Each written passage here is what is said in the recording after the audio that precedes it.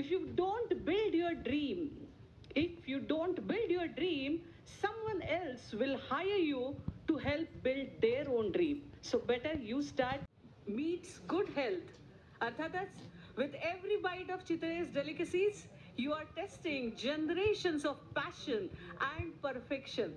मगाशी सरांनी म्हटलं तसं आपला चहाची सुरुवातच मुळी बाकरवडीपासून होते, तेव्हा अर्थातच पराग milk delivers wholesomeness with every drop.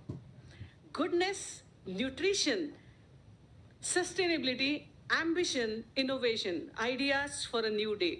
Shri Shashank Joshi, general manager of Parag milk foods.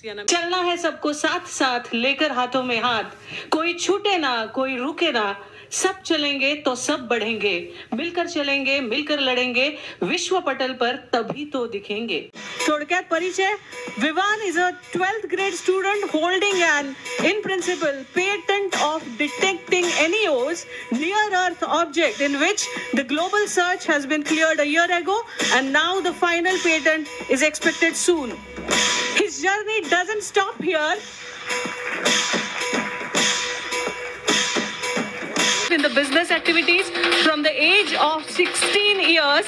Today he is the CEO of Abhi Group companies, and in these 8 years of his being with the company, it has grown into multinational. संपूर्ण देशात किमान 1 लाख ब्राह्मण उद्योजक निर्माण व्हावेत हे ध्येय उराशी बाळगून प्रयत्न करतायत.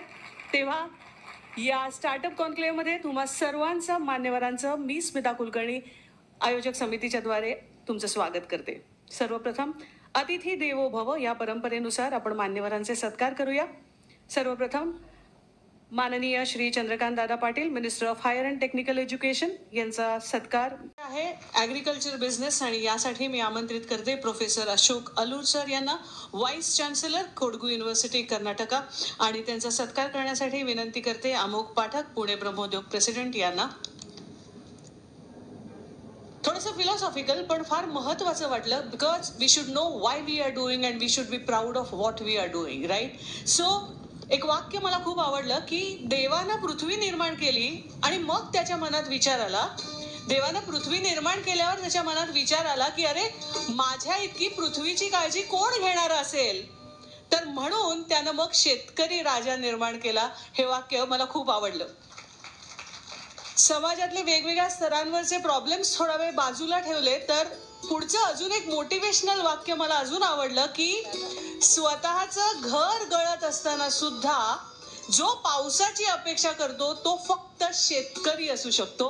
आणि म्हणून agriculture, farming profession is a profession of hope असं म्हटलं जातं.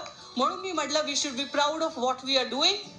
आणि यासाठी जसं मगाशी काही विषय झाले की वेस्टर्नायझेशन थांबवूया, ब्रेन ड्रेन थांबवूया, तर त्यासाठी it is our responsibility to bring our children into new relationship of food that connects them to the culture as well as agriculture.